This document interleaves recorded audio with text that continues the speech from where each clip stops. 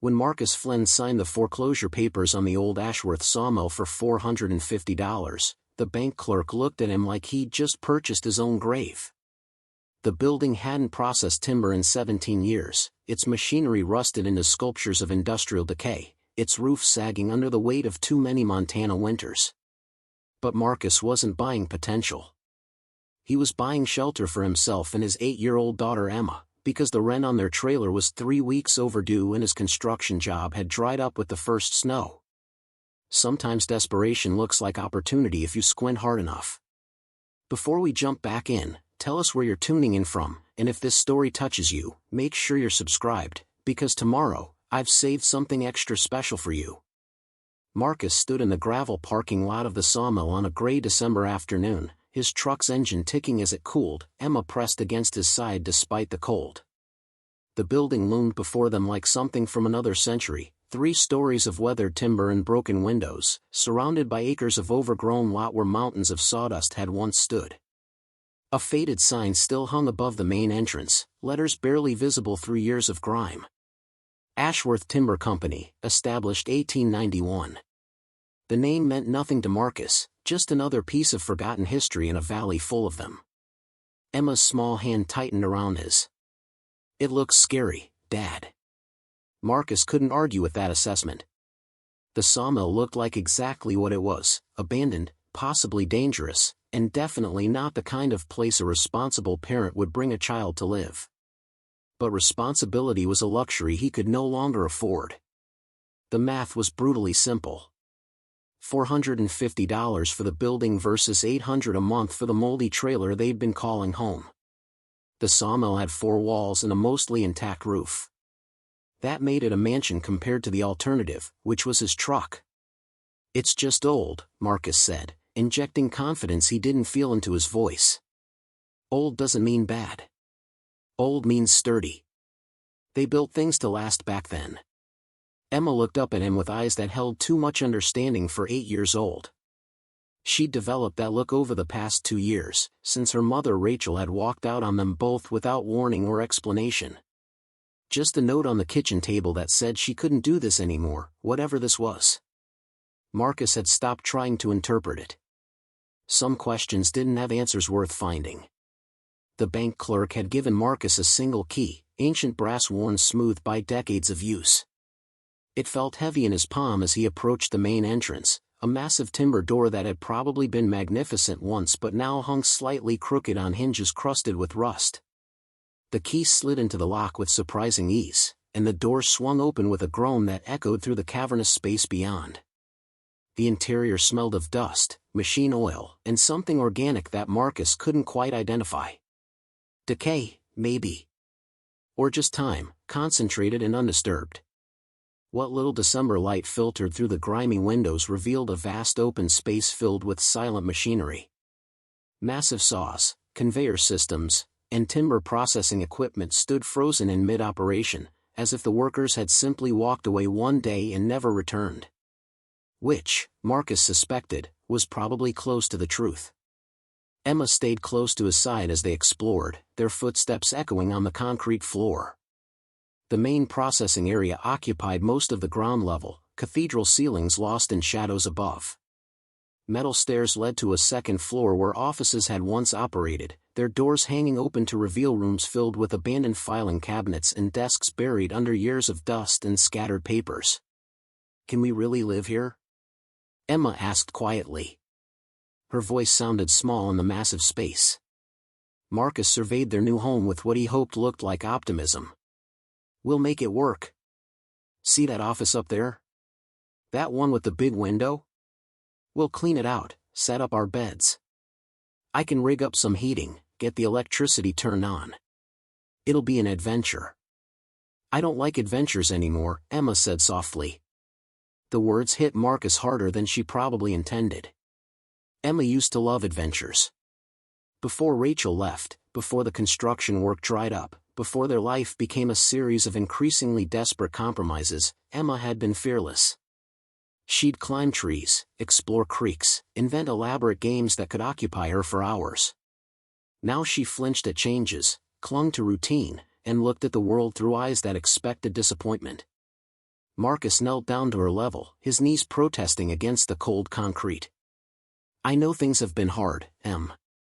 I know you didn't ask for any of this. But I promise you, we're going to be okay. This place might not look like much now, but it's ours. Nobody can kick us out, nobody can raise the rent. We just need to make it livable." Emma studied his face with that too perceptive gaze. "You promise?" Marcus had learned the hard way that promises to children carried weight you couldn't always bear. But what else could he offer her? "I promise we'll try our hardest." It wasn't much of a promise, but it was honest. Emma seemed to accept it, nodding slightly before turning her attention back to exploring their strange new home. They spent the remaining daylight hours doing basic reconnaissance. Marcus tested light switches, finding to his relief that the electricity still functioned, though several fixtures had burned out bulbs. The plumbing proved more problematic. Water flowed when he turned on a rusted faucet in what had been the facility's bathroom, but it ran brown for several minutes before clearing. The toilet functioned, which Marcus counted as a significant victory. The upper floors revealed more offices, a break room with a refrigerator that had become a science experiment in mold cultivation, and storage areas packed with boxes of old paperwork and supplies. Marcus made mental notes of what could be salvaged. Cleaning supplies, some basic tools, even a few folding chairs that might be serviceable once wiped down. As the winter sun began its early descent, Marcus started hauling their possessions from the truck. They didn't have much. 2 suitcases of clothes, a box of Emma's toys and books, his tool bag, sleeping bags and blankets, a portable camping stove, and a cooler with the perishable food they'd managed to salvage from the trailer. It took 3 trips to get everything inside, each one emphasizing just how little they'd accumulated in 8 years of Emma's life. He chose the largest office on the 2nd floor for their living space. It had windows facing east, which would catch the morning sun, and a door that still closed properly. Marcus swept out the worst of the dust and debris, then laid out their sleeping bags on the floor. The camping stove went in one corner, their food supplies in another. Emma arranged her toys on the windowsill with careful precision, creating order in the chaos. "It's like camping," Marcus offered, watching her sort through her stuffed animals. "Camping is supposed to be temporary," Emma replied without looking up. Marcus didn't have a response to that. Instead, he focused on the practical tasks. Heating would be the immediate challenge. The sawmill had ancient radiators throughout, connected to a boiler system that Marcus suspected hadn't functioned in years. For tonight, he'd brought a small electric space heater that would at least keep their room from freezing. Tomorrow, he'd investigate the boiler situation. Preparing and narrating this story took us a lot of time, so if you are enjoying it, subscribe to our channel, it means a lot to us. Now back to the story. They ate dinner sitting on the floor of their new room, sandwiches made from supplies Marcus had picked up at the gas station on their way into town. Emma chewed slowly, her eyes wandering around the bare office walls. Outside, darkness had fallen completely, turning the windows into black mirrors that reflected the single bare bulb hanging from the ceiling. "Tell me about Mom," Emma said suddenly. The request surprised Marcus. Emma rarely asked about Rachel anymore. The first few months after she'd left, Emma had asked constantly. Where was Mom? When was she coming back? Did she not love them anymore? Marcus had fumbled through explanations that satisfied neither of them, eventually settling on variations of Mom needed to go figure some things out, and it's complicated. After a while, Emma stopped asking. Marcus had thought that meant acceptance. Now he wondered if it had just been retreat. What do you want to know? Marcus asked carefully. Emma picked at her sandwich. Do you think she's ever coming back? Marcus had wrestled with this question himself for 2 years. Rachel had left no forwarding address, no contact information beyond a disconnected cell phone number. She'd emptied their meager joint savings account and vanished as completely as if she'd never existed. For the first year, Marcus had harbored hope that she'd call, that she'd realize her mistake, that she'd come home. The second year had been about accepting that she wouldn't. I don't know, honey, Marcus said honestly. I used to think she would. Now I'm not sure. Do you want her too? The question was more complicated than Emma probably realized. Did Marcus want Rachel back? The woman who'd walked out on their daughter without explanation? The person who'd chosen escape over fighting through the hard parts? Part of him still loved the Rachel he'd married, the woman who'd laughed easily and dreamed big and made him believe anything was possible. But that Rachel had been gone long before she'd physically left. I want you to have a mom who loves you, Marcus said carefully. Whether that's your mom Rachel or whether we have to figure out a different way, I just want you to feel loved and safe. Emma absorbed this quietly. I feel safe with you. The simple statement nearly broke Marcus. Good. That's good, Em. They finished dinner in comfortable silence. Marcus cleaned up their minimal dishes while Emma prepared for bed, changing into her pajamas and brushing her teeth in the cold bathroom down the hall. When she returned, Marcus tucked her into her sleeping bag and read to her from one of the books they'd brought, a battered copy of Charlie and the Chocolate Factory that had been Emma's favorite before everything changed. Emma fell asleep halfway through the chapter, her breathing evening out into the deep rhythm of childhood rest. Marcus continued reading softly for a few more minutes, reluctant to stop this small piece of normalcy. Finally, he closed the book and simply sat there, watching his daughters sleep in their strange new home. The sawmill made sounds at night. Wood creaking, metal groaning, the wind finding its way through gaps in the structure. Normal sounds for an old building, Marcus told himself, even as they raised the hairs on the back of his neck. He'd grown up in apartments and rental houses, not sprawling industrial relics. The sheer size of the place, the echoing spaces below, the shadows that pressed against their small island of light, all of it felt overwhelming in the darkness. Marcus checked the space heater to make sure it was functioning safely, then settled into his own sleeping bag. Sleep came slowly, interrupted by unfamiliar sounds and the hard floor beneath him. At some point in the early morning hours, exhaustion finally won. He woke to pale winter light filtering through the dirty windows and Emma already awake, sitting cross-legged on her sleeping bag and drawing in her notebook. Marcus had bought her that notebook and a pack of colored pencils 3 months ago, back when he'd still had steady work. She'd filled half of it already with elaborate drawings of imaginary worlds that looked nothing like their actual life. Morning, kiddo, Marcus said, his voice rough from sleep in the cold air. Morning, Emma replied without looking up from her drawing. The building makes weird sounds at night. Old places do that. It's just the wood settling, the temperature changing. Nothing to worry about. Emma nodded but didn't look convinced. Marcus couldn't blame her. In daylight, the sawmill looked less menacing but no more welcoming. Just old, vast, and fundamentally empty. Marcus made them a basic breakfast on the camping stove, instant oatmeal and coffee for himself. As they ate, he outlined his plan for the day. First priority was getting the boiler system evaluated. If it could be repaired, they'd have heat throughout the building. If not, he'd need to figure out alternative heating solutions before the real winter cold set in. Second priority was making their living space more habitable. That meant deep cleaning, finding or building proper furniture, maybe hanging some curtains to make it feel less institutional. Can I explore while you work? Emma asked. Marcus hesitated. The sawmill was large, potentially dangerous with its old machinery and questionable structural integrity. But keeping Emma confined to one office seemed cruel, and he couldn't watch her constantly while trying to assess the building's systems.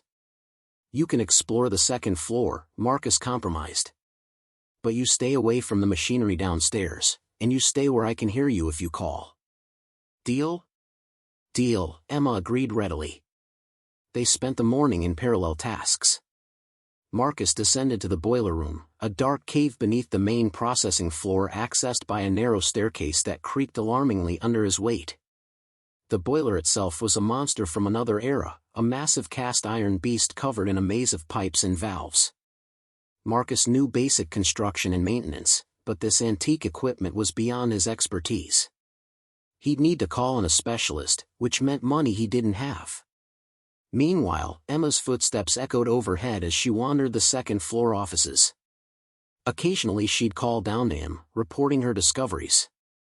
An office with maps still on the walls. A storage room full of old hard hats. A break room with a calendar frozen on March 2007. Marcus was making notes on the boiler system, trying to determine what might be salvageable, when Emma's voice cut through the building with unusual urgency. "Dad! Dad, come quick!" Marcus was up the stairs faster than he'd thought possible, heart hammering. Emma's tone hadn't been panic, exactly, but something close. He found her standing in front of a wall at the far end of the second-floor hallway, an expanse of dark wood paneling that looked identical to the rest of the building's interior. "What's wrong?" Marcus asked, scanning for danger. "Nothing's wrong," Emma said, her eyes bright with excitement. "But look at this." She pressed her hand against what appeared to be solid wall, and a section of the paneling swung inward with a soft click, revealing a narrow doorway Marcus would have sworn wasn't there moments before. "It's a secret door," Emma whispered, as if speaking loudly might close it again. "I was leaning against the wall and I felt it move." Marcus approached cautiously, examining the mechanism. The door was cleverly designed, its seams invisible when closed, operated by a hidden catch disguised as a decorative knot in the wood grain. Beyond the doorway, darkness suggested a space larger than a simple closet. "Stay here," Marcus instructed Emma. He pulled out his phone, activating its flashlight function, and stepped through the hidden door. The room beyond was roughly 12 feet square, windowless and completely concealed within the building's structure. As Marcus's phone light swept across the space, it revealed something that made his breath catch. The room was furnished. A heavy wooden desk dominated one wall, its surface clear except for a leather ledger. Shelves lined another wall, filled with what appeared to be record books and files. But what commanded Marcus's attention was the opposite wall, where a large portrait hung in an ornate frame. The painting showed a man in his 60s, dressed in the formal style of the early 20th century. He sat in a chair with one hand resting on a cane, his expression stern but not unkind. Beneath the portrait, a small brass plate bore an inscription Marcus had to step closer to read. Theodore Ashworth, 1867–1943. Founder, Ashworth Timber Company. "What is it?" Emma called from the doorway, unable to contain her curiosity. "It's a hidden office," Marcus said slowly. "I think it belonged to the man who built this place." Emma slipped past him despite his earlier instruction to stay put, her eyes wide as she took in the secret room. Why would someone hide their office? It was a good question. Marcus had no answer. He moved to the desk, examining it more closely. The wood was dark with age but well maintained, as if someone had cared for it right up until the building's abandonment. The leather ledger sat centered on the desk surface, pristine despite the dust covering everything else in the building. Marcus reached for it, then hesitated. Something about this felt significant, like opening that ledger would cross a threshold he couldn't uncross. Which was ridiculous. It was just an old book in an abandoned building he'd legally purchased. He opened the ledger. The first page contained a single line of text, written in precise, old-fashioned script. "For the one who finds this, having purchased what others abandoned, you've earned the right to know what they never did." Marcus's hands trembled slightly as he turned to the next page, where detailed entries began. Not business records, as he'd expected, but something else entirely. Instructions. Locations. And numbers that made Marcus's vision blur as he tried to process what he was reading. "Dad?" Emma's voice seemed to come from very far away. "Are you okay?" Marcus looked up from the ledger to his daughter's concerned face, then back down to the page before him. The page that contained directions to 6 different locations on the sawmill property. The page that listed, in precise detail, assets hidden over decades by a man who'd apparently trusted no one with his fortune. Theodore Ashworth had died 75 years ago. And if this ledger was to be believed, he'd left behind something worth far more than $450. Marcus spent the next 3 hours locked in that hidden room while Emma sat cross-legged on the floor outside, entertaining herself with her notebook. The ledger contained 78 pages of Theodore Ashworth's careful handwriting, each entry dated and detailed with the precision of a man who'd built an empire from sawdust and determination. What Marcus read rewrote everything he thought he understood about the property he'd purchased for less than a month's rent. Theodore Ashworth hadn't trusted banks. That much became clear within the first dozen pages. The man had lived through the stock market crash of 1929, watched neighbors lose everything to institutions they believed were safe. So he'd created his own security, systematically hiding portions of his wealth across the sawmill property in 6 separate caches. Gold coins, bearer bonds, cash in denominations that would seem quaint now but represented fortunes in their time. The ledger provided maps, measurements from permanent landmarks, depth specifications. Everything needed to recover what Theodore had called his legacy insurance.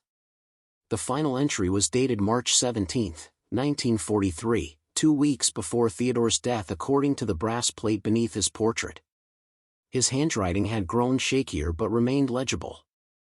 "My son believes this business is his birthright, earned through blood alone rather than character or commitment.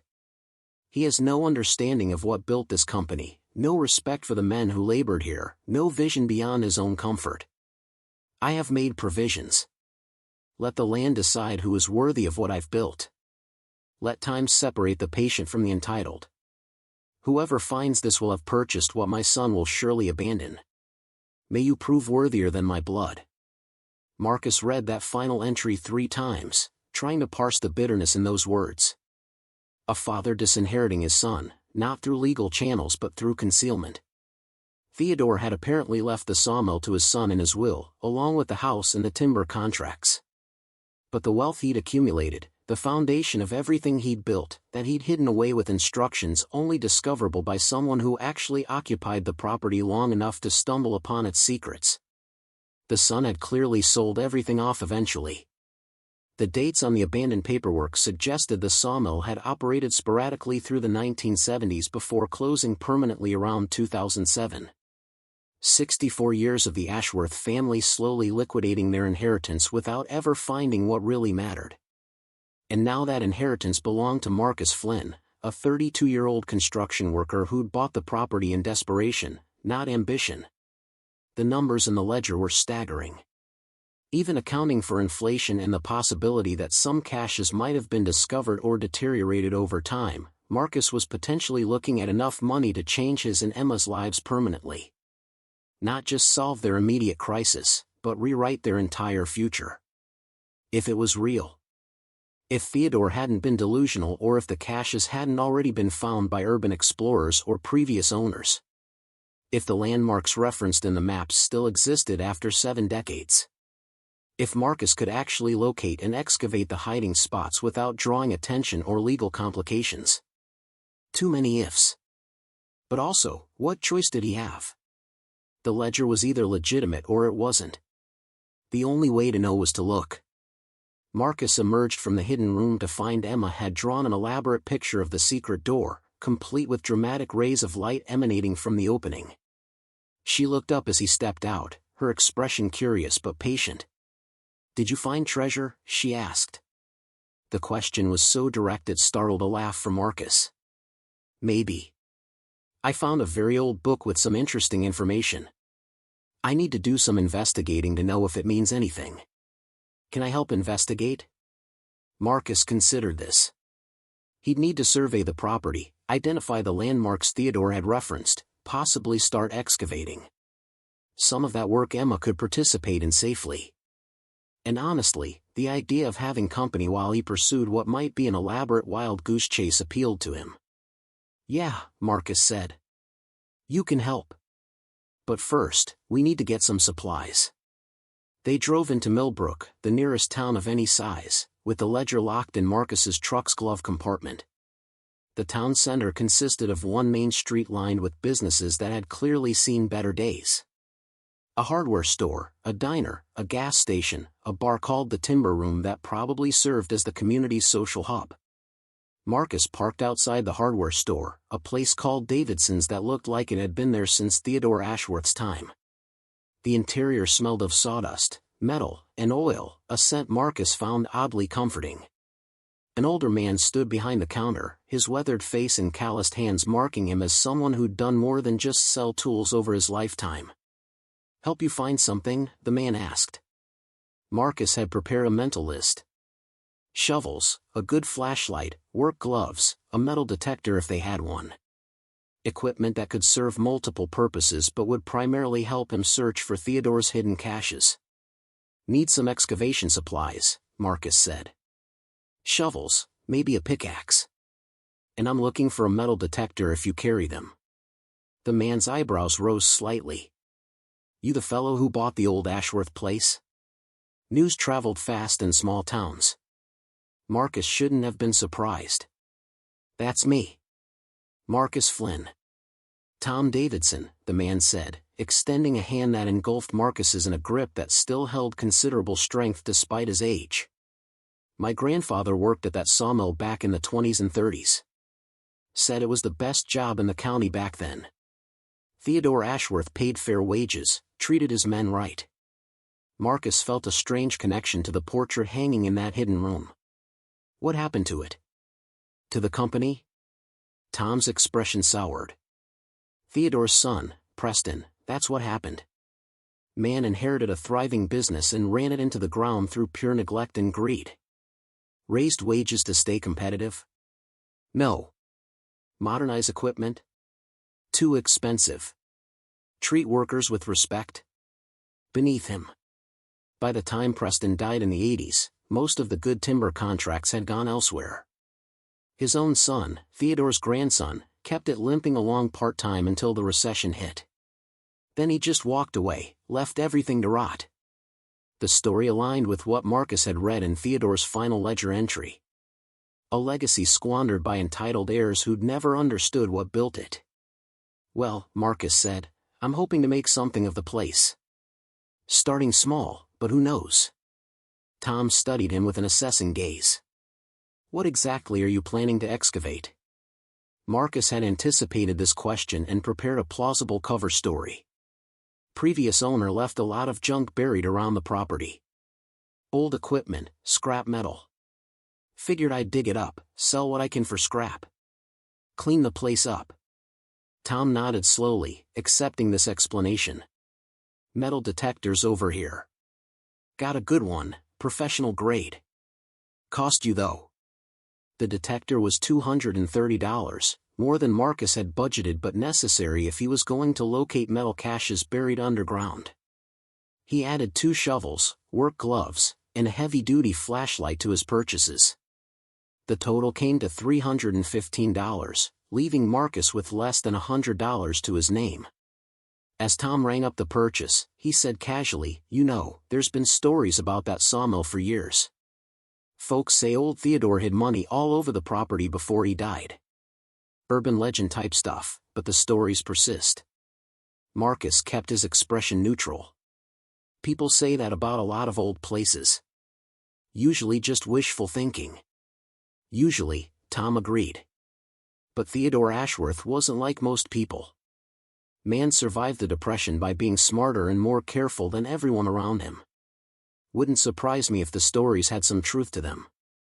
Marcus loaded his purchases into his truck, hyper-aware of the ledger in his glove compartment.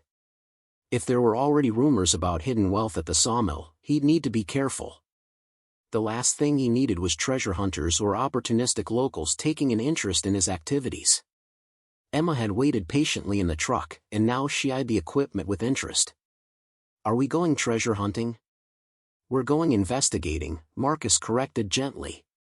"Big difference. Treasure hunting is about getting rich quick. Investigating is about carefully seeing if something might be true." Back at the sawmill, Marcus spread Theodore's maps across the desk in the hidden room, comparing them to the current property layout. The first cache was supposedly buried near what the ledger called the eastern marker stone. Marcus had noticed a large boulder at the property's eastern edge, probably weighing several tons. Old enough to have been there in Theodore's time, distinctive enough to serve as a permanent landmark. The map indicated the cache was buried 12 feet due north of the stone's northern face, at a depth of 4 feet. If the measurements were accurate, and if the cache hadn't been disturbed, Marcus was looking at an excavation that would take several hours but wasn't impossibly difficult. He and Emma walked the property as the winter afternoon light began to fade, Marcus carrying the metal detector and Emma helping him measure distances. The eastern marker stone sat in an area that had probably once been cleared but was now overgrown with brush and small trees. Marcus marked the spot as measurements indicated, then swept the metal detector over it. The device shrieked immediately, its readout indicating significant metal presence at approximately 4 feet down. Marcus's heart rate accelerated. It could be anything. Old equipment, scrap metal, exactly what he'd told Tom Davidson he expected to find.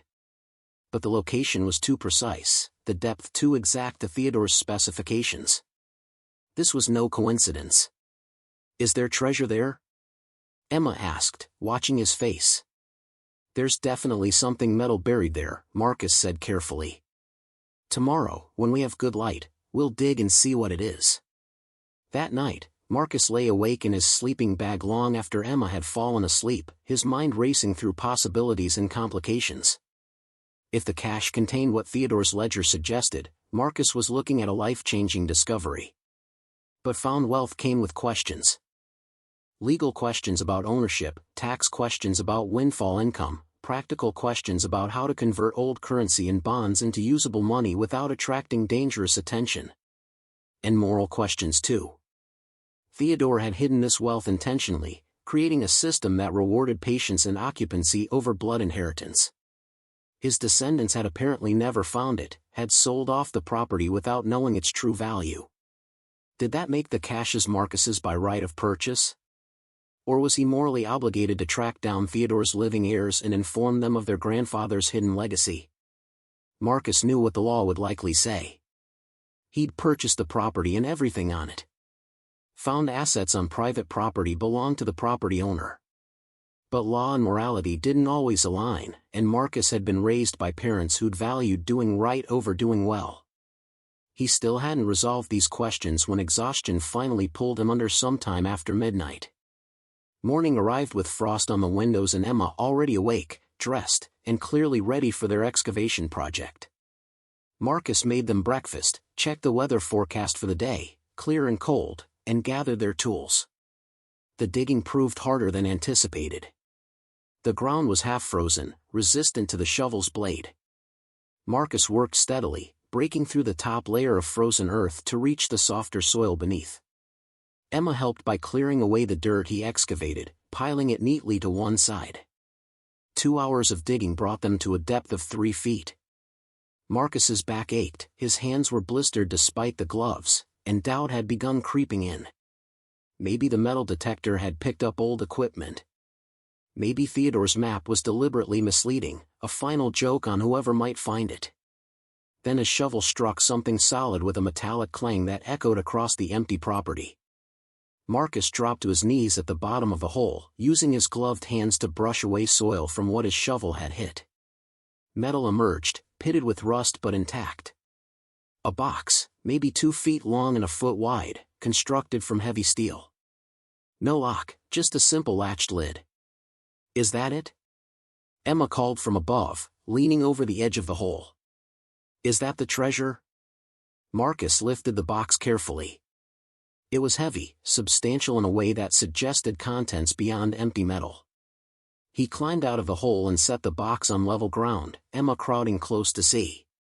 The latch resisted briefly, rust and time making it stubborn, then gave way with a squeal of protest. Marcus lifted the lid. Inside, wrapped in oil-treated canvas that had survived 7 decades underground, were neat stacks of gold coins. Double eagles, Marcus recognized them from history books and antique shows. $20 gold pieces, minted in the early 20th century. He counted quickly. 50 coins, maybe more beneath the top layer. At modern gold prices, even accounting for condition, he was looking at somewhere north of $100,000. In the first cache alone. "Daddy," Emma whispered, her eyes huge. "We're rich?" Marcus stared at the gold coins gleaming dully in the winter sunlight. Rich. The word felt foreign, impossible. 48 hours ago, he'd had less than $500 to his name and no prospects beyond hoping the construction work resumed in spring. Now he was looking at more money than he'd ever earned in a year, possibly in 5 years. And this was just the first of 6 cashes. "We need to be very careful," Marcus said, his voice sounding strange to his own ears. "We can't tell anyone about this. Not yet. Not until I figure out what we're supposed to do." Emma nodded seriously, understanding in her own 8-year-old way that this changed everything. "It's our secret." "Our secret," Marcus agreed. He rebared the box, marking the location carefully so he could retrieve it later, and filled in the hole. No point leaving evidence of their discovery visible to anyone who might wander the property. Then he and Emma returned to the sawmill, Marcus's mind churning through implications and possibilities. That evening, after Emma was asleep, Marcus researched inheritance law and found property regulations on his phone. The legal situation seemed clear enough. He'd purchased the property through legitimate foreclosure proceedings. Assets found on the property belonged to him. Theodore Ashworth's heirs had owned the land for decades and sold it off without discovering what lay beneath.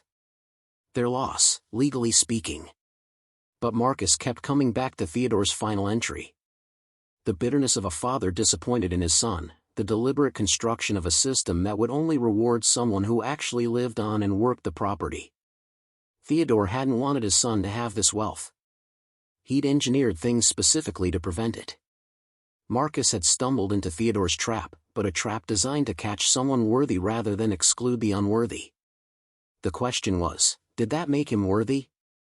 He was just a guy who'd run out of options and bought the cheapest roof he could find. Did that qualify him for a windfall that could solve every problem he'd ever faced? His phone rang, startling him in the quiet office. Unknown number, local area code. Marcus answered cautiously. "Marcus Flynn?" A woman's voice, professional and clipped. "Speaking. My name is Rebecca Ashworthchen. I understand you recently purchased the Ashworth Sawmill property." Marcus's stomach dropped. Ashworth. A descendant. Calling him the same day he'd found Theodore's first cash. The coincidence was too precise to be accidental. "That's right," Marcus said carefully. "Can I help you with something?" "I'd like to meet with you," Rebecca said. "Discuss the property, its history. I'm Theodore Ashworth's great-granddaughter. My family has some interest in the site's historical preservation." Historical preservation. Code for searching for Theodore's rumored hidden wealth, most likely. Tom Davidson's casual mention of the legends suddenly seemed less innocent.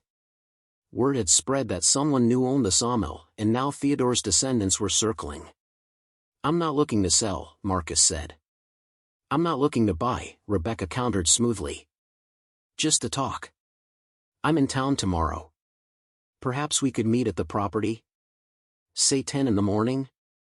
Marcus wanted to refuse, but curiosity won.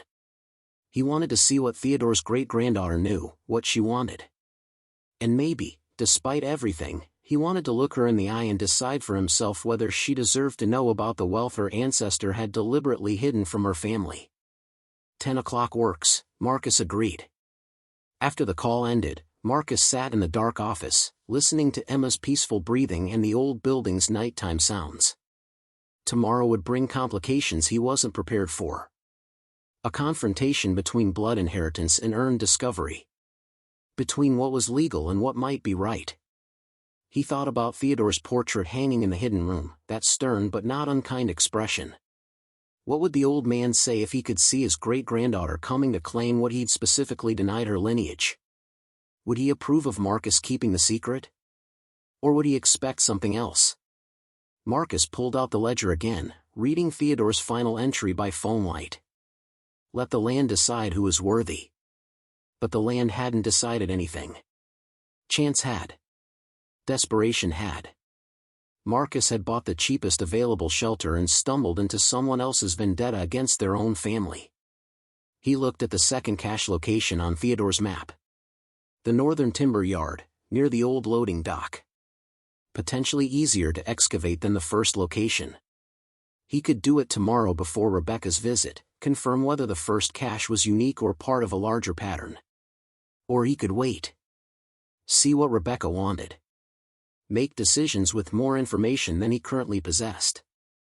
Outside, an owl called in the winter darkness, its voice echoing across the empty property. Marcus closed the ledger and tried to sleep, knowing tomorrow would force choices he wasn't ready to make. Rebecca Ashworth arrived exactly at 10, driving a silver sedan that looked aggressively out of place against the sawmill's industrial decay. She emerged dressed in what Marcus recognized as expensive casual wear, the kind of clothing designed to look effortless while probably costing more than his monthly grocery budget. Mid-40s, he guessed, with dark hair pulled back in a neat ponytail and the confident posture of someone accustomed to being taken seriously. Emma watched from the second-floor window as Marcus descended to meet their visitor. He'd told his daughter to stay inside during the conversation, a precaution that felt increasingly necessary as Rebecca approached with the measured stride of someone assessing property value. "Mr. Flynn," she said, extending a hand. "Thank you for agreeing to meet." Her handshake was firm, professional. Marcus noted she wore no wedding ring despite the hyphenated surname, and her eyes were already scanning the sawmill's exterior with an intensity that suggested more than casual interest. "Ms. Ashworth," Marcus replied. "You said you wanted to discuss the property's history." "Please, call me Rebecca." She turned her full attention to him, and Marcus recognized the expression. Assessment. She was trying to determine what kind of person she was dealing with, how much he might know, what leverage she might have. "My great-grandfather built this place. It's been in my family for over a century, even if we no longer own it." "Your family sold it," Marcus pointed out. "Several times, from what I understand. It went through at least 3 different owners before the bank foreclosed." Rebecca's jaw tightened slightly. "My uncle made decisions I didn't agree with. He saw the sawmill as a burden, an unprofitable relic. He never understood what Theodore built here." Marcus gestured toward the building. "And what did Theodore build here, exactly?" Rebecca turned to study the sawmill, her expression shifting to something that might have been genuine nostalgia. "An empire, for a time. Theodore Ashworth came to Montana with nothing in 1890. By 1920, he controlled timber contracts across 3 counties. He employed over 200 men at the operation's peak, paid them fairly, treated them with respect. My great-grandfather believed in building something that would last, a legacy for his family. But it didn't last," Marcus said. "No." Rebecca's voice carried bitter acknowledgement. "My grandfather Preston inherited ambition without skill, arrogance without vision. He spent 40 years slowly dismantling what Theodore built. And my uncle finished the job." She turned back to Marcus. "Which brings me to why I'm here. There are family stories about Theodore, things he may have left behind that weren't part of the official estate." There it was. Marcus kept his expression neutral. "What kind of things?" Rebecca studied him carefully before responding. "Theodore didn't trust banks. The Depression reinforced that distrust. Family legend suggests he may have kept assets hidden on the property, insurance against economic collapse. My uncle dismissed these stories as fantasy, but I've done research. I've found references in old journals, cryptic mentions in letters. I believe the stories are true." "And you want to search my property for your great-grandfather's hidden treasure," Marcus said flatly. "I want to recover assets that rightfully belong to Theodore's bloodline," Rebecca corrected. "You purchased the building and land, Mr. Flynn. No one disputes that. But if there are family heirlooms or assets hidden here, those weren't part of the sale. They remain family property." Marcus had anticipated this argument. "That's not how property law works. I bought the land and everything on it. Anything found on the property belongs to me." "Legally, perhaps," Rebecca conceded. "But morally? These are my family's assets, hidden by my great-grandfather for his descendants. The fact that my grandfather and uncle were too blind or lazy to find them doesn't change the fundamental ownership. And the fact that Theodore apparently hid them specifically so his son wouldn't find them?" Marcus asked quietly. Does that change the fundamental ownership? Rebecca's eyes widened slightly. What do you know about that? Marcus realized his mistake too late. He'd revealed knowledge that shouldn't be accessible to someone who'd only owned the property for 2 days. But backing down now would only make things worse. I found Theodore's hidden office, Marcus said. And I found his ledger. I know exactly what he thought of his son, and why he hid what he hid. For a long moment, Rebecca simply stared at him. Then, unexpectedly, she laughed, a sound without much humor but genuine nonetheless. So you actually found it? The room everyone whispered about but no one could locate. How?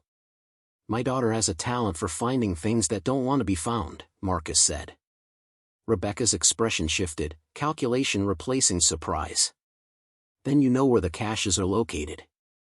You know what's buried here. I know what might be buried here, Marcus corrected. I haven't verified anything yet. It was a lie, but a necessary one. Rebecca didn't need to know about the gold coins currently reburied 12 feet north of the eastern marker stone.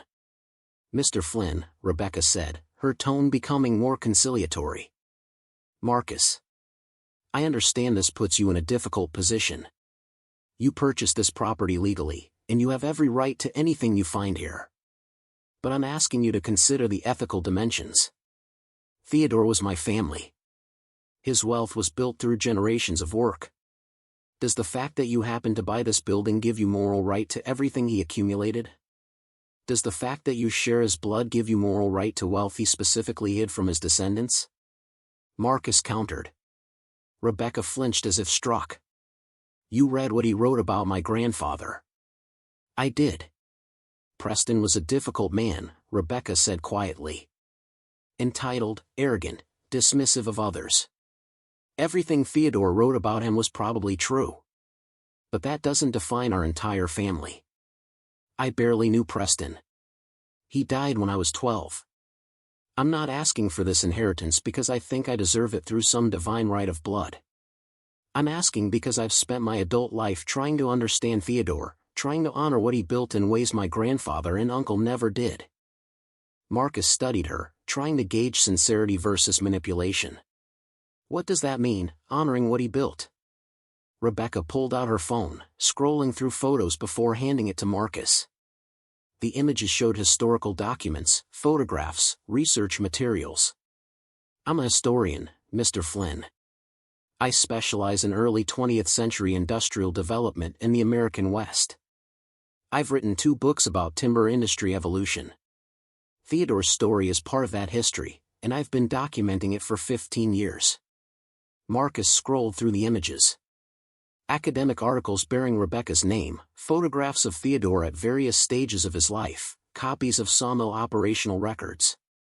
The research was extensive, genuine. So you want the money to fund more research? Marcus asked. I want the money because I'm 46 years old, divorced, teaching adjunct classes at 3 different colleges to make ends meet, and living in my sister's basement, Rebecca said bluntly. I want it because I'm Theodore's great-granddaughter and I'm broke while his wealth sits buried on properties sold off by people who never appreciated what they had. I want it because yes, it would help me, and unlike my grandfather and uncle, I would actually do something meaningful with it. The raw honesty in her voice surprised Marcus. He'd expected legal arguments or emotional manipulation, not this direct acknowledgement of personal desperation. It was, he realized, something he could relate to. 2 people standing on opposite sides of an inheritance neither of them had expected, both struggling with circumstances beyond their control. I need time to think about this, Marcus said finally. Rebecca nodded slowly. How much time? I don't know. A few days at least. And in the meantime, you'll what? Excavate what you can and then decide how much to share. Marcus met her gaze steadily. In the meantime, I'll read more of Theodore's ledger, understand what he wanted, and try to figure out the right thing to do. Which is more consideration than you or your family gave this place for 70 years. Rebecca absorbed this quietly. That's fair, she said eventually. More than fair, actually. She pulled a business card from her purse, handing it to Marcus. That's my number. When you're ready to talk, call me. And Marcus? Thank you for not just telling me to leave. After Rebecca departed, Marcus stood in the sawmill's parking lot, turning her business card over in his hands. Dr. Rebecca Ashworth, Associate Professor of History. A scholar struggling to survive in academia's precarious economy, researching the legacy her own family had abandoned. The irony wasn't lost on him. Emma emerged from the building, having apparently watched the entire conversation from her window perch. Was that lady mad? Not mad, Marcus said. Frustrated, maybe. Disappointed. Is she going to take our treasure? Our treasure. Emma had already claimed ownership in the simple, absolute way children understood possession. Marcus crouched down to her level. It's complicated, kiddo. That lady is related to the man who hid the treasure. She thinks it belongs to her family. But we found it, Emma said with perfect 8-year-old logic. And we bought the place where it was hiding. That makes it ours. Marcus wished adult morality were that straightforward. Sometimes what's legal and what's right aren't the same thing. I need to figure out which matters more. That afternoon, Marcus returned to the hidden office and read through Theodore's ledger more carefully, looking for guidance the old man might have left. Most entries were factual, documenting each cache's location and contents. But scattered throughout were personal observations that revealed Theodore's philosophy. One entry, dated 1934, stood out. Built the eastern cache today. Buried enough to keep Sarah and the children comfortable if the banks fail again. Preston watched me work but asked no questions, showed no curiosity about why his father might be digging holes on his own property. The boy takes everything for granted, believes wealth appears through birthright rather than effort. He will inherit this business and likely destroy it. So be it. A man can only control what he can control. Another, from 1938, The Land Remembers. Trees I planted 40 years ago now tower over the mill. Families I employed in the 90s now send their sons to work here. What we build becomes part of something larger than ourselves. Preston sees only the immediate, the transactional. He will sell this all eventually, I have no doubt. But the land will remain, and maybe someone worthy will find what I've hidden and understand what it means. The land will remain. Marcus looked out the hidden office's narrow window at the acres of overgrown property surrounding the sawmill. Theodore had been right. The buildings had decayed, the family had scattered, but the land remained, unchanged by human drama. Marcus spent the next 2 days excavating the remaining 5 caches, working during the hours Emma was at the small school he'd enrolled her in. Each location yielded treasures similar to the first. Gold coins, old currency, bearer bonds that Marcus suspected might still be redeemable. The total value was staggering, easily over $500,000 and possibly approaching $1 million once he factored in the bond's potential worth. It was more money than Marcus had ever imagined possessing. Enough to provide Emma with every opportunity she'd been denied. College education fully funded, a proper home instead of sleeping bags on office floors, security against every disaster life might throw at them. Everything a father could want for his daughter. But Theodore's words haunted him. Let the land decide who is worthy. On the 3rd evening, Marcus called Rebecca. She answered on the 2nd ring, her voice tense with anticipation. Marcus? I want to meet again, he said. Tomorrow, if you're available. Somewhere neutral. There's a diner in Millbrook. I know it, Rebecca said. What time? 2 o'clock. Just you and me. Marcus arrived early, claiming a booth near the back where they could talk privately. Rebecca appeared precisely at 2, sliding into the opposite seat with an expression that tried to mask desperation with professional composure. Thank you for calling, she said. Marcus had rehearsed this conversation a dozen times, trying different approaches in his mind. Direct honesty seemed like the only version that felt right. I found all 6 caches. The contents matched Theodore's descriptions in his ledger. Rebecca's breath caught. And I've spent 3 days thinking about what's right. Not what's legal, not what benefits me most. What's right? Marcus pulled out his phone, showing her photographs he'd taken of the excavated boxes and their contents. Your great-grandfather accumulated serious wealth. More than I initially realized. Rebecca studied the images, her hand trembling slightly as she scrolled through them. How much? I'd estimate close to $1 million in today's value, possibly more depending on the bonds. My God, Rebecca whispered. Marcus set his phone down.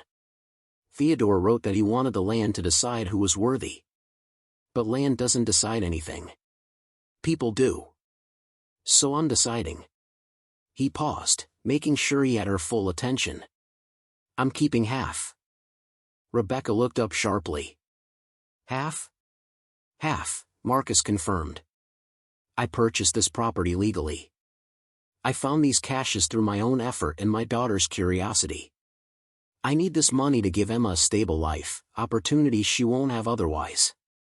That's worth something. And the other half? Rebecca asked carefully. Goes to you. Not because you're entitled to it through blood, but because you're the only member of Theodore's family who actually cared about what he built. You've spent 15 years documenting his legacy while everyone else forgot he existed. That's worth something too. Rebecca sat very still, processing this. You're serious. Completely. We split it down the middle. You use your half however you want, I'll do the same. No legal fights, no arguments about who deserves more. Just a clean split between two people who both need help and both have reasonable claims. That's extremely generous, Rebecca said quietly. It's pragmatic, Marcus corrected. Fighting over this in court would cost both of us money and time neither of us can spare. This way, we both get enough to make real differences in our lives. Rebecca studied him for a long moment. You could have kept everything. I have no proof the caches exist, no legal standing to demand anything. You could have told me you found nothing and I'd have no way to challenge it. I could have, Marcus agreed. But then I'd be exactly the kind of person Theodore was bitter about. Someone taking what they didn't earn, claiming what they don't deserve. I'm not that person, and I don't want Emma growing up thinking that's acceptable. Rebecca's eyes filled with unexpected tears. My great-grandfather would have liked you. Maybe, Marcus said. Or maybe he'd be furious I'm sharing with his bloodline at all. But I like to think he'd understand that sometimes the right answer is more complicated than absolute judgment allows. They worked out the logistics over the next week. Marcus carefully documented each cache's contents, photographing and inventorying everything. Rebecca brought in a discreet appraiser she'd worked with on historical projects, someone who could value the items without asking uncomfortable questions about their origin. The coins and currency alone totaled just over $800,000. The bearer bonds, surprisingly, were still redeemable through a lengthy but legitimate process, adding another $200,000 to the total. $1 million. Split evenly, $500,000 each. Marcus opened his first real bank account in years, depositing his share in careful increments that wouldn't trigger suspicious activity reports. Rebecca did the same, her hands shaking as she completed the paperwork that would end her years of financial precarity. They met one final time at the sawmill, both of them standing in the hidden office where Theodore's portrait still hung. Rebecca studied her great-grandfather's painted face with an expression Marcus couldn't quite read. I've looked at this portrait in photographs 100 times, she said. But seeing it in person, in the room he designed to hide it, that's different. You could take it, Marcus offered. The portrait belongs with family. Rebecca shook her head. No. It belongs here, in the room he built. This is his real legacy, not the money. This secret office, these careful plans, this whole elaborate system he designed to outlast his disappointment. The portrait should stay where he put it. Marcus understood. Some things had value beyond ownership. 3 months later, Marcus stood in the sawmill's main processing floor, watching workers install new heating systems throughout the building. The space was being converted, not into a museum or historical site as Rebecca might have done, but into something Theodore probably would have appreciated more. Mixed-use development. Affordable workshop spaces on the ground floor for local craftspeople and small businesses. Living lofts on the upper floors, including the office Marcus and Emma still occupied, now properly renovated with real furniture and actual walls. Emma attended a good school now, driven there each morning in a reliable vehicle Marcus had purchased with cash. She'd made friends, joined the art club, started drawing pictures that included smiles and bright colors instead of just mechanical precision. The change in her was remarkable, as if financial stability had lifted a weight she'd been carrying without complaint. Rebecca visited occasionally, combining trips to research Theodore's papers with informal friendship that had developed between them.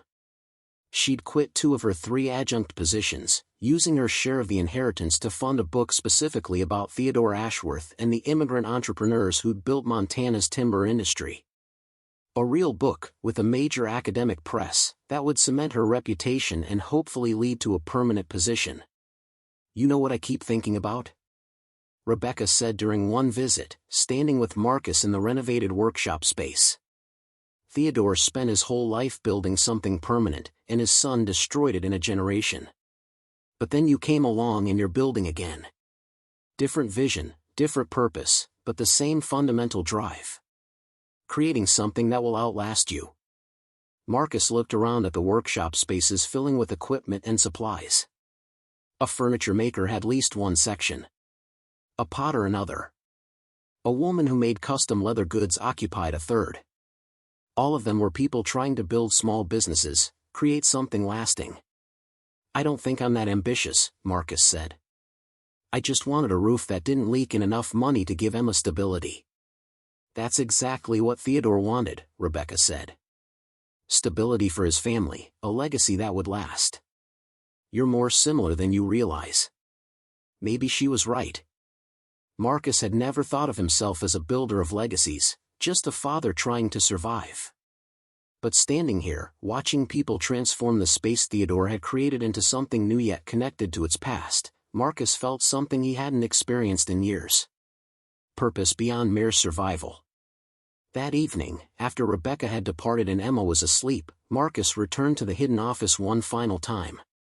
He'd left it largely unchanged despite the renovations, preserving it as a kind of shrine to the man whose bitterness had accidentally saved Marcus's life. He looked up at Theodore's portrait, meeting those painted eyes that seemed to assess him across decades. "I hope I did right by you," Marcus said quietly. "I kept half, shared half. Tried to build something instead of just taking. Best I could figure." The portrait offered no response, but Marcus hadn't expected one. "The land will remain," Theodore had written. And Marcus understood now what that meant. Buildings rose and fell, fortunes appeared and vanished, people came and went. But the land remained, witness to all of it, judging none of it, simply existing as the stage where human drama played out. Marcus had stumbled onto this stage by accident, desperate and broke and running out of options. He'd found treasure he hadn't sought and faced moral questions he'd never expected. And in the end, he tried to honor both his own needs and a dead man's complicated legacy, splitting the difference between justice and mercy. Whether that made him worthy by Theodore's standards, Marcus would never know. But standing in that hidden office, looking at his daughters sleeping peacefully in their renovated home, Marcus thought maybe worthiness wasn't something you earned through grand gestures. Maybe it was something you built slowly, one honest choice at a time, doing your best with whatever situation the land decided to put in front of you. The sawmill creaked around him, old wood settling into new purpose. Somewhere in the walls, the building's history lived on, all those decades of work and abandonment and rediscovery compressed into timber and stone. Marcus was just the latest chapter in a story that had begun long before him and would continue long after. But for now, this chapter was his. And Emma's. And in some way, it was also Theodore's, the old man's final plan coming to fruition in ways he could never have predicted. Marcus turned off the light and closed the hidden door behind him, leaving Theodore's portrait to watch over the empty office in darkness. Tomorrow would bring new challenges, new decisions, new opportunities to prove himself worthy or fall short. But tonight, Marcus allowed himself something rare and precious. Tonight, he allowed himself to feel like maybe, just maybe, everything was going to work out after all. 5 years moved across the sawmill property like seasons, each one leaving its mark in ways both visible and profound. The building that had once stood as a monument to abandonment now hummed with purposeful activity 6 days a week. The workshop spaces Marcus had created hosted 12 small businesses now, their combined energy transforming the massive structure into something Theodore Ashworth might have recognized despite the changed purpose. Not timber processing anymore, but craft and creation, the fundamental work of building things that would outlast their makers. Emma turned 13 in the spring of the 5th year, growing tall and confident in ways that sometimes caught Marcus off guard. She'd become something of a legend at her school, the girl who discovered a secret room and changed her family's fortune. The story had spread despite Marcus's attempts at discretion, transformed through teenage retelling into something more dramatic than reality. Emma handled the attention with surprising grace, neither denying nor embellishing, simply existing as herself in ways that made Marcus proud beyond words. She developed an interest in architecture, spending hours sketching improvements to the sawmill's layout or designing theoretical additions that would expand its capacity. Marcus kept her drawings in a folder in the hidden office, which remained preserved exactly as they'd found it, Theodore's portrait still watching over the small space with that stern but not unkind expression. Rebecca visited quarterly now, her life transformed by the financial stability Theodore's inheritance had provided. She'd published her book about Montana's timber barons to surprising critical acclaim, parlaying that success into a tenure-track position at a university in Seattle. But she made time to return to Millbrook, to walk the sawmill property and document its evolution for what she called a companion study about legacy and reinvention. "You've created something remarkable here," she said during her spring visit, surveying the busy workshop floor where a furniture maker was explaining joinery techniques to a group of high school students Marcus had agreed to mentor. "This building is more alive now than it was even in Theodore's time." Marcus wasn't sure about that, but he appreciated the sentiment.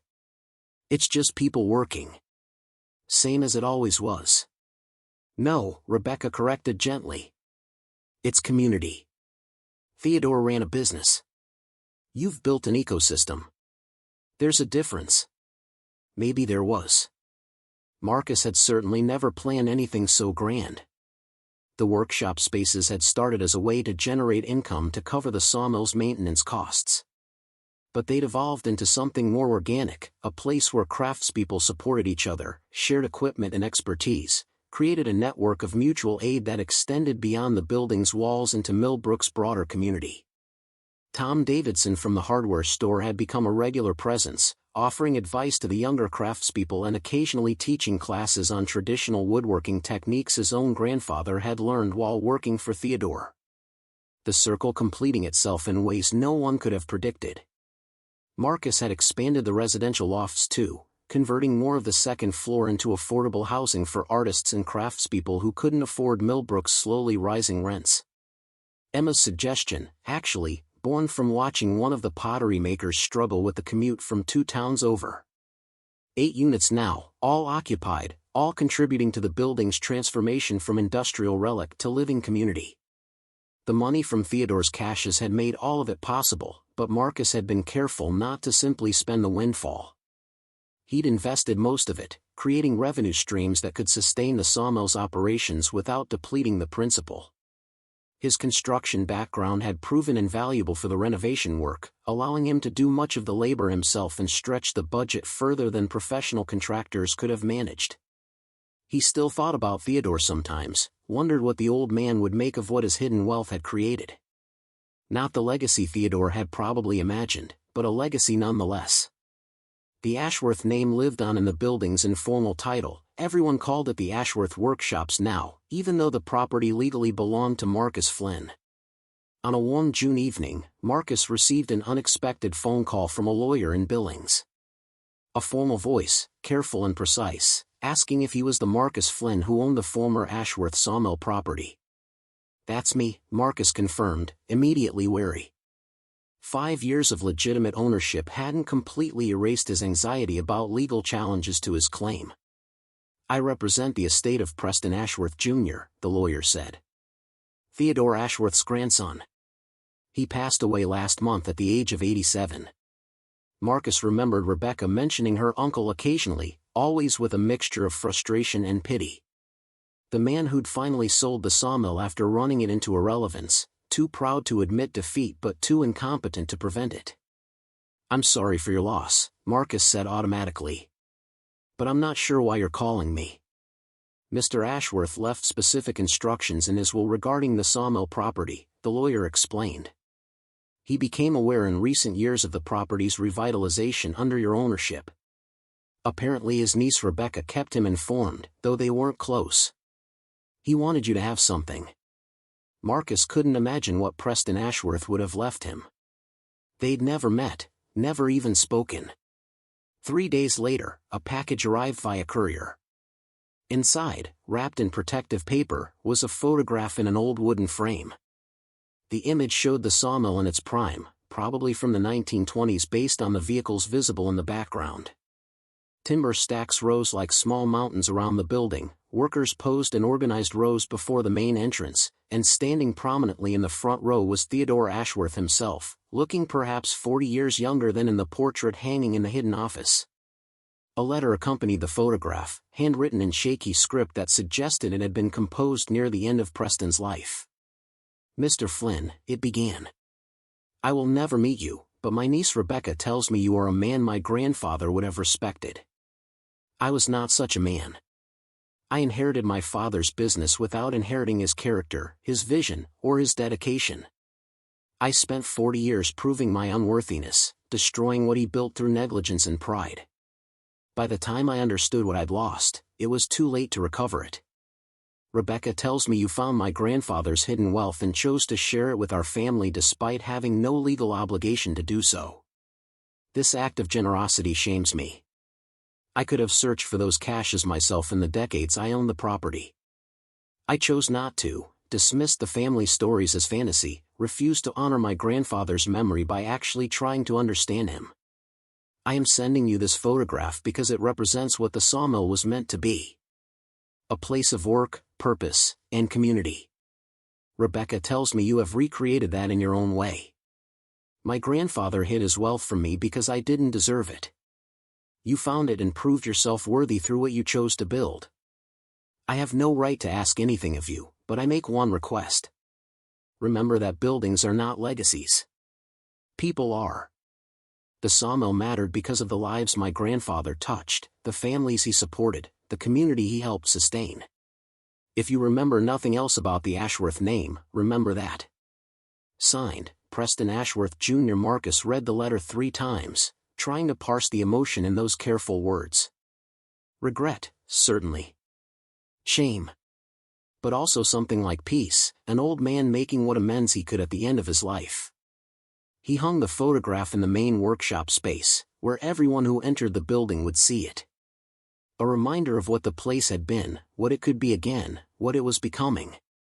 Several of the older craftspeople recognized the image, remembered stories their grandparents had told about working for Theodore Ashworth when the sawmill had been the valley's economic heart. Emma studied the photograph with intense concentration, eventually pointing to a young man in the second row of workers. "Do you think he had a family? Kids who grew up here?" "Probably," Marcus said. "Most of them probably did. So their great-grandkids might still be around. They might walk past this building and not even know their family helped build it." It was exactly the kind of observation that made Marcus realize his daughter was growing into someone special. She saw connections, understood legacy in ways that transcended simple ownership. That summer, Emma proposed a project for her 8th grade history class. She wanted to document the oral histories of families whose ancestors had worked at the sawmill, preserving their stories before the last generation with direct memories passed away. Marcus helped her set up interviews, provided space in the workshop for recording sessions, watched with quiet pride as his daughter carefully drew out stories from elderly residents who remembered when the sawmill's whistle had marked the rhythm of the entire valley's workday. Rebecca visited specifically to participate in the project, bringing her academic expertise and research materials to supplement Emma's interviews. Together they assembled a collection of photographs, documents, and recorded memories that painted a fuller picture of Theodore Ashworth's legacy than any single source could have provided. The portrait Marcus had found in the hidden office was just one version of Theodore, frozen in formal severity. The stories revealed someone more complex. A demanding boss but fair. A man who'd fired workers for laziness but rehired them when their families faced hardship. An innovator who'd invested in equipment upgrades that protected worker safety even when cheaper options existed. Someone who'd believed that success meant lifting the community, not just extracting profit from it. He wasn't perfect, one 93-year-old woman told Emma during an interview. My grandfather said Theodore could be hard, sometimes cruel in his honesty. But he kept the sawmill running through the Depression when other operations were closing. Kept men employed, families fed. That counted for more than whether he was pleasant about it. Emma included that quote in her final presentation, understanding somehow that real legacy existed in the complicated space between idealization and condemnation. People were flawed and still worthy of remembrance. Work could be hard and still meaningful. Legacy could survive even when direct descendants failed to preserve it. Her history teacher gave her the highest grade in the class and submitted the project to a regional competition, where it won recognition that brought unexpected attention to the sawmill's revival. A local newspaper ran a feature story. A regional magazine followed up with something more substantial. Suddenly the Ashworth workshops became known beyond Millbrook, an example of rural reinvention that attracted visitors curious to see how an abandoned industrial building had become a thriving creative community. Marcus handled the attention with the same quiet competence he'd applied to everything else. He gave tours when asked, explained the building's evolution without embellishment, deflected questions about the found wealth that had funded the transformation. Some stories were private, meant for the people they directly affected rather than public consumption. But he did hang Rebecca's published book in the workshop's small library, a space Emma had convinced him to create using one of the renovated second-floor offices. The book's dedication page read, "For Theodore Ashworth, who built with purpose, and for Marcus Flynn, who understood what that meant." Marcus had never thought of himself as someone who understood much beyond basic survival and hard work. But maybe that was enough. Maybe understanding legacy didn't require grand vision, just consistent effort toward building something larger than yourself. The 5th anniversary of purchasing the sawmill arrived in December, marked by a small celebration the workshop community organized without Marcus's knowledge. They gathered in the main floor space after hours, craftspeople and residents and community members who'd become invested in the building's story. Tom Davidson gave a short speech about Theodore Ashworth and the importance of remembering the valley's industrial heritage. Rebecca spoke about legacy and reinvention, how places could hold meaning across generations if people cared enough to preserve and transform them. Emma, at 13, stood before the assembled group and read from her history project, her voice steady as she described the connection between past and present, between Theodore's original vision and what her father had created. Marcus watched from the back, simultaneously proud and uncomfortable with the attention, relieved when the formal speeches ended and the gathering dissolved into informal conversation and shared food. Later, after everyone had departed and Emma had gone to bed, Marcus stood alone in the workshop space, looking at the photograph Preston Ashworth had sent him. The building looked so different in that old image. New, purposeful, surrounded by industry and activity that had seemed permanent until it wasn't. Nothing was permanent. Buildings decayed, businesses failed, families scattered.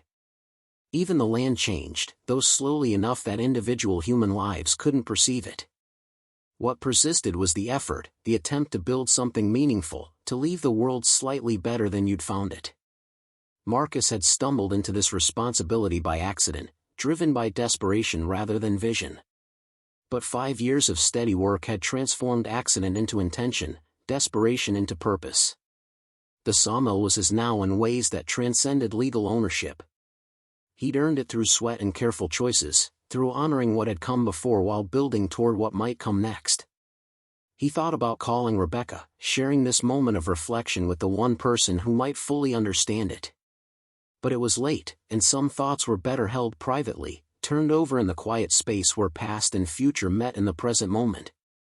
Instead, Marcus climbed the stairs to the hidden office, a ritual he'd maintained over the years, visiting Theodore's portrait whenever decisions weighed heavily or gratitude needed expressing to someone who couldn't respond. The room remained exactly as they'd found it, preserved as a kind of shrine to the complicated old man whose bitterness had accidentally created opportunity. 5 years, Marcus said quietly to the painted face. Emma's thriving. The building's alive. We're making it work. He paused, considering what else to say. I hope that's enough. I hope it's what you wanted, or close to it.